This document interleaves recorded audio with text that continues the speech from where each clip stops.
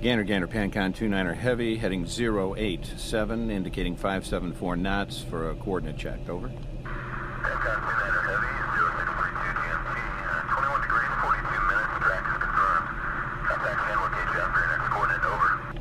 Gander, Pancon 29er Heavy, roger, good morning. Chris. Huh? I'm taking a walk. Got it. Chris, it's your ship. You might want to wake up. I got it.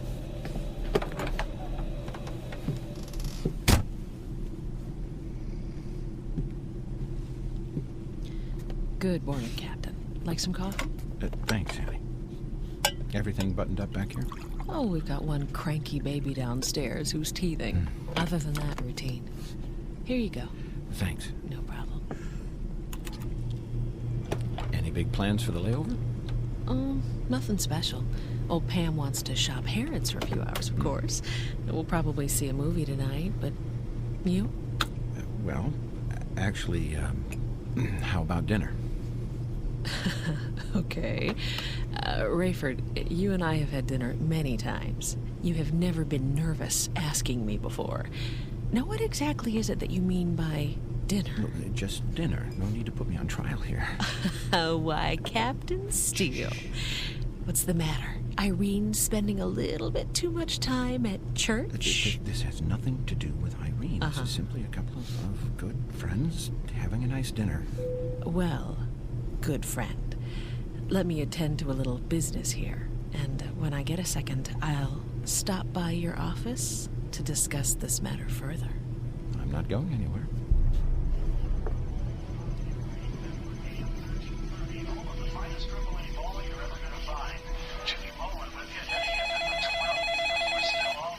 Hello? Oh, hi, sweetie. Not at all. Oh, it's very nice here, too. I've got the ball game on, got some iced tea. Oh, Chester says hello. Kim says hello to you, too, Chester. Okay. No, that's fine. Call as late as you need to. Well, why wouldn't I be here? Right. Talk to you then. Bye. We're certainly keeping our eye on, but we don't expect it to grow due to this massive high-pressure area, which continues to provide great weather for the southern portion of the country. Moving on to our forecast, another beautiful day on tap for us tomorrow. Sunshine throughout the day, temperatures right around our normal, and our computer modeling shows at least 4 more days of rain. What team you're on until after breakfast tomorrow. We don't want you cutting any deals on us. What we do recommend is that you get some shut-eye. It's a long ride to the camp, and we've got a tough week ahead of us. Now, if you can't sleep, please at least keep it down so that others can. You freshmen are listening, right? More importantly, we don't want to bother our driver. Later tonight, we're going to be in the mountains, and that's no fun in a station wagon, let alone this big monster, all right? Now, this might also be a good time to be praying that some great things will be happening this week, okay? Ride well, and Lord willing, we'll see you in the morning.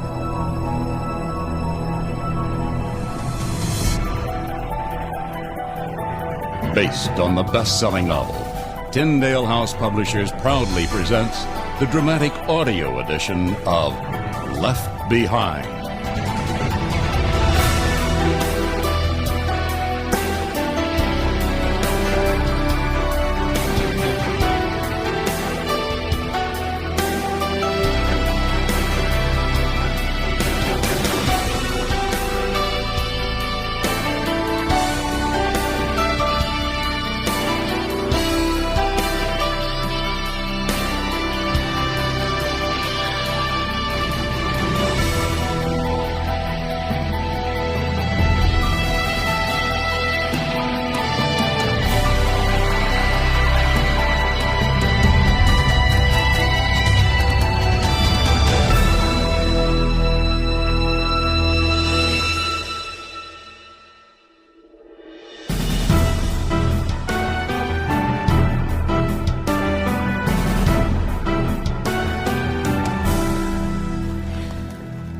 Think about it, Rafe. Wouldn't it be just incredible? Yeah, boy, it'd kill me. If I didn't know what would happen to me, I wouldn't be so glib about it. I do know what will happen to me when I die. I'll be dead. Gone. Finay. But you, of course, will fly right up to heaven.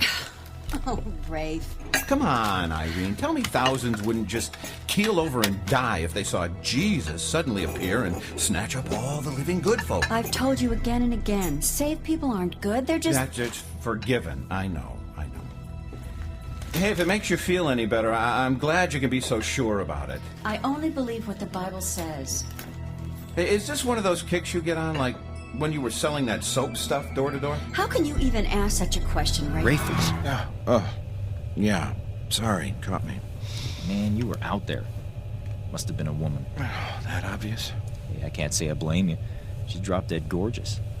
Huh? Even if she is 15 years younger, and even if you are married. Yeah, well, before you go off the deep end with some crazy idea, it was the one I'm married to that had me crossed up. Homesick? Not exactly. She's pushing the edge with her latest kick. Oh, yeah? What's that? Your wife go to church, Chris? No. Mine does. A lot. She getting carried away with it? Sure seems like it sometimes.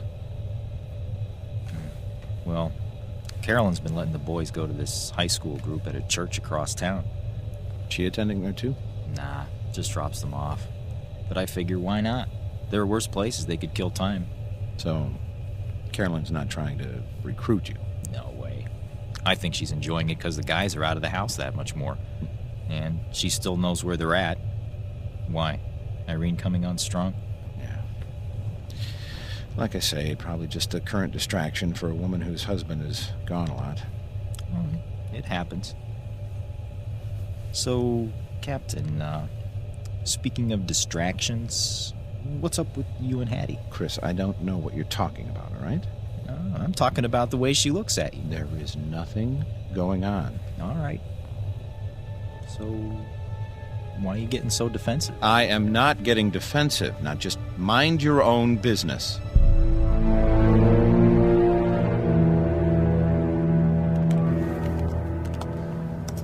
Can I get you a refill on that, sir? Yeah, no thanks, I'm fine. All right. How about you, sir? Anything I can get for you? I'm doing just fine, but thank you. You're welcome. I haven't been keeping you up, have I? Oh, no, not at all. I'm wrapping up here anyway. Well, don't quit on my account. No. You are Cameron Williams, aren't you? You with the IRS? No. Then I might just be Cameron Williams. Harold Mayhauser. I overheard the ticket agent at the gate use your name before we boarded. You've got the stuff of a good reporter. I know you're not with the IRS. You with the competition? International banking, but thank you nonetheless.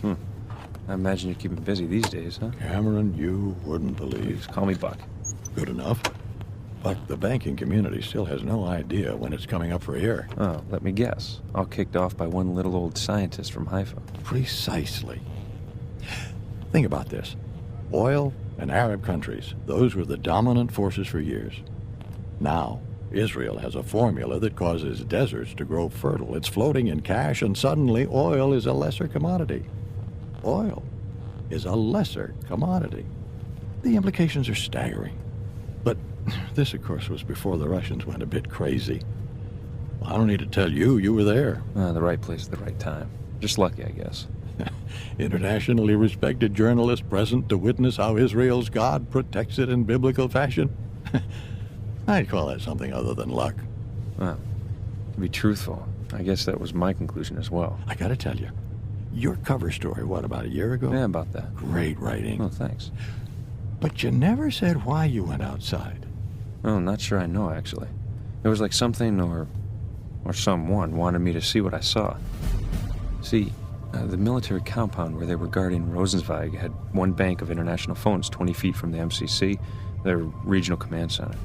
I was on with New York recapping the first day's interview when the whole country went up for grabs. No need. Steve, I've got it covered. We've got good notes from today's session and already have tomorrow mapped out. The stuff is great, I'm telling you. No one is sleeping through this piece. This guy is news. Steve, I'm gonna need to go here. I don't know, but it doesn't sound good. Yeah, I will. Excuse me, what's going on? Inbounds, dozens of planes, missiles. What? How soon? How soon? I don't know. 30? 30 minutes? Seconds. They are overhead.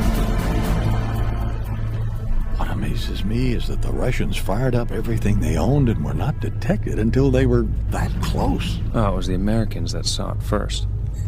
When there was no monitored response from the Israeli Air Force, the Pentagon picked up the phone. I'd hate to have taken that call. So, tell me, there in the command center, what did you see in the officers' eyes? Good reporter's question. Oh, I saw fear. I felt fear. There was so much pandemonium that I was able to walk right into the radar room. No one stopped me. Take a pie. Cut it into thirds. The top third was almost solid green with radar contacts. The missiles and planes were so thick you couldn't even tell them apart. Russia was not negotiating. They were out to destroy. Air Command had scrambled its fight, though no one expected them to get in the air in time. With that done, it was like a vacuum developed in the room.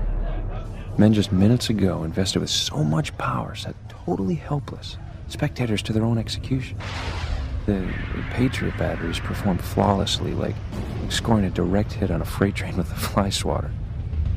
Even under the desk, I had to shield my eyes from the light. Nuclear. The building rattled. It even felt like it moved a couple of times, but wasn't hit. We figured that was a matter of time. A MiG crashed 400 meters to the west, throwing a wing cartwheeling at the building. It punched through the wall next to the phones I was just on. Still, no one hurt.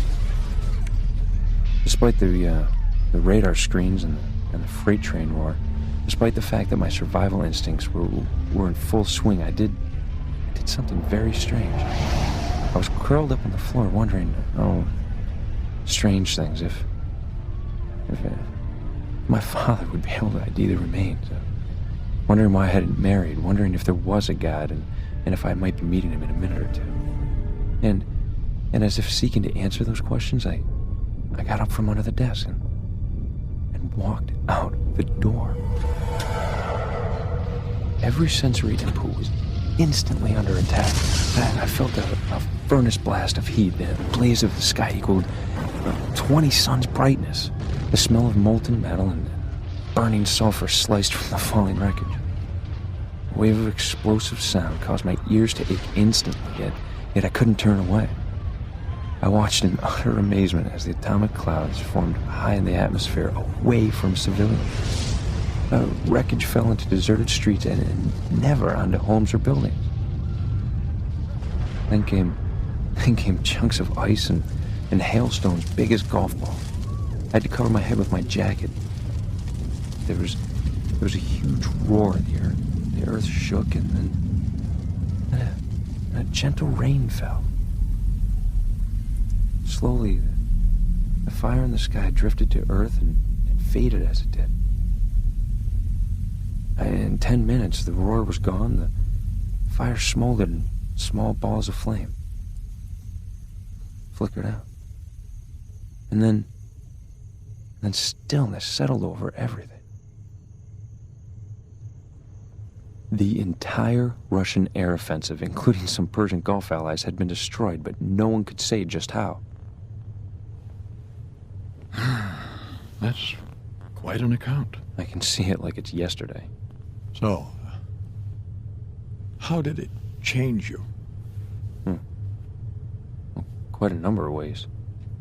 Well, one that stands out, I was trying to decide if I could convey even a tenth of this to the readers when a gal at the office gave me a Bible and told me to look up Ezekiel 38 and 39. And there it was, scripted thousands of years ago, the very event I had just witnessed. I tell you this, after going through it, nothing's too far beyond belief.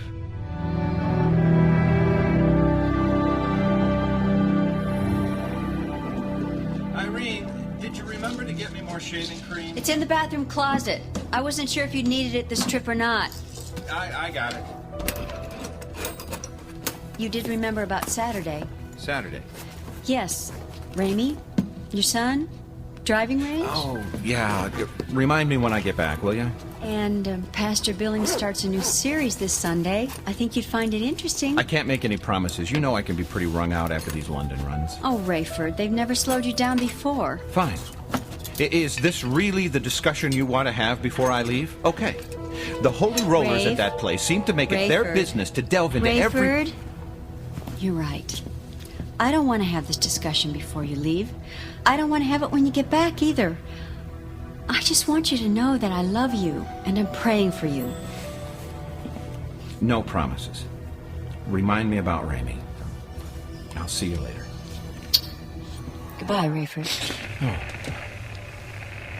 Shanwick, speedbird 113, heavy for a coordinate check. Do you copy? Shanwick, British Air 113, heavy. Do you copy? He's been trying to raise them for almost 5 minutes now. Speedbird 113 Heavy, this is PanCon 29er Heavy. Good morning, sir. PanCon 29er, good morning. How do you copy RHF, sir? 5x5 Speedbird, must be their problem. Roger that, PanCon. We had initial contact only to... Stand by. PanCon, we seem to have dissolved the situation here we need to attend to. Thanks for the help. Roger that, Speedbird. A situation? Yeah, I wonder what that's all about. I tell you what, I'm going for a quick stroll. Keep an eye on things. I'll be right back. Right.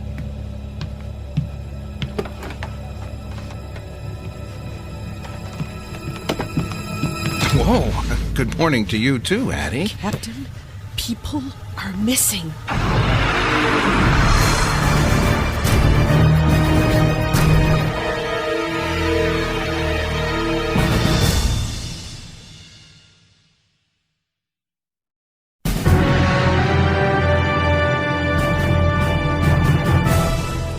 Missing? What do you mean missing? A whole bunch of people are just gone.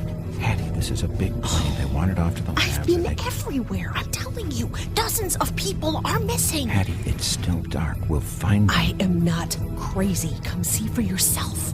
All over the plane, people have just disappeared. It's a joke. They're hiding. Rayford! Shoes, socks, clothes, everything left behind. The people are gone. Please, come with me and see for yourself. Oh, all right. I will.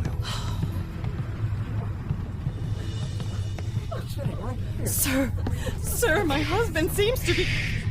Don't worry, ma'am. We'll find him. I found his clothes. We'll be back. What in the world? Do you want me to turn on the cabin lights? No. The less people know right now, the better. Okay. Captain, my kids. Can you tell us anything? We're doing what we can. Doing what we can? Rayford, what exactly is that? Listen to me. I don't know anything more than you do, but we have got to calm these people and get on the ground. Now, I'll make some kind of an announcement, and you and your people get everybody in their seats. Got it? We'll try. Rayford, look, the uniform! Tony is gone! Give me that. Hattie, we are hours from touchdown. Now, we can't have a plane load of hysterical people. I'm going to make an announcement, but I need you to do your job. Can you? Can you do it? Rayford, are we going to die? No. That I'm sure of. Now, I'll send Chris back to get an accurate count. You get a stack of those visitor declaration forms. For what? Just do it.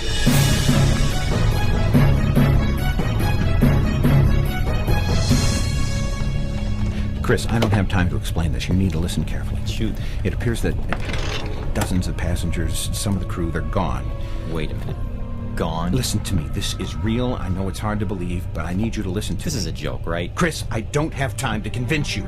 Okay. You're telling me dozens of people have vanished. And your explanation? I don't know. I don't want to think about the why right now. Just let me figure out our next move.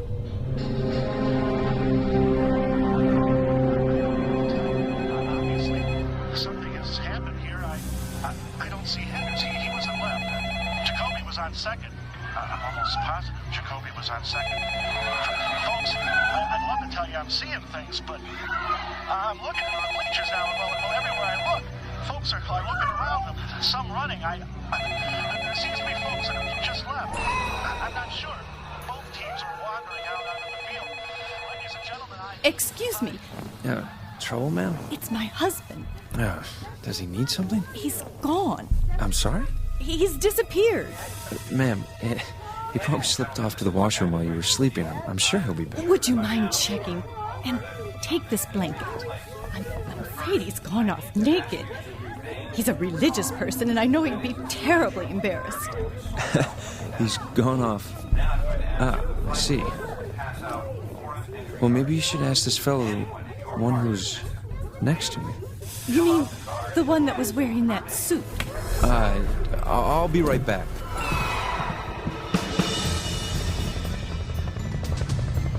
I'm telling you, sir.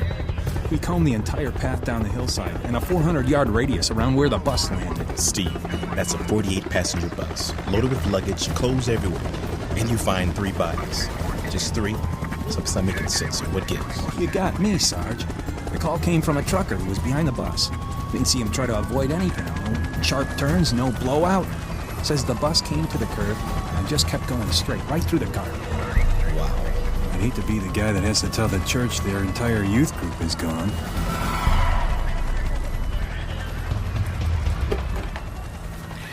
How many? 117. You're sure? I'm not sure of anything right now, Captain, but I know I just saw a lot of clothing, socks, diapers, glasses, wigs. Yeah. I mean, what's going on here? Let's see what we can find out. This is PanCon 2-9er Heavy. We are declaring an emergency. Does anyone copy?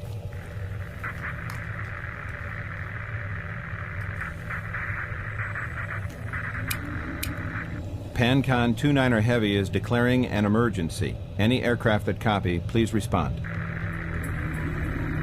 PanCon 2-9er, this is Concord 08. Do you have a mechanical emergency? Over. Concord 08, that's a negative. Over. Roger, do you have the fuel to get back to the States, 2-9er? States? How do we look? Just over 8 hours. 08, we could make Kennedy if we had to. No go on Kennedy, Pan Heavy. Nothing landing in New York at all. 2 runways still open in Chicago. That's where we're going. We're outbound from Chicago. Would much prefer to continue to Heathrow. Negative. Closed. Paris? Left Paris an hour ago. Got word on what is happening, and we're told to go straight to Chicago. What is happening, Concord? If you do not know, why the Mayday? I've got a situation here I don't want to talk about. You are missing passengers, right? Roger. More than 100. 47 here. What do you make of it? Hard to say. We do know it's not just airborne. Orly lost air traffic controllers and ground crews. Stanwick HF went dark. Some planes lost the entire crew. So this was a spontaneous thing? It appears that way. Just under an hour ago. What are you going to tell your passengers?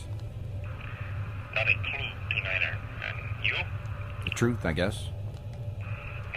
One approach. Trouble is, what is the truth? What do we really know? Not a blessed thing. Good choice of words, 2-9er. You know what some people are saying? Over. What's that? Better it's people suddenly gone off to heaven than some world powers hocus pocus. Roger that, Concord. See you in Chicago. Over. Now what? Let's dump the autopilot and swing it around. Right. My wife said something last week. Nah, it couldn't be it. Or could it?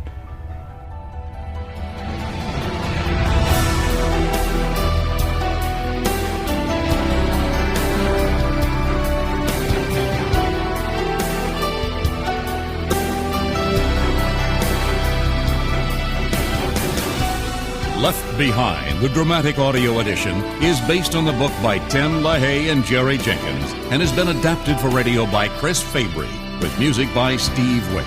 Directed and produced by Todd Bastide. The dramatic audio edition of Left Behind is a production of Gap Digital and Tyndale House Publishing. Thank you for listening.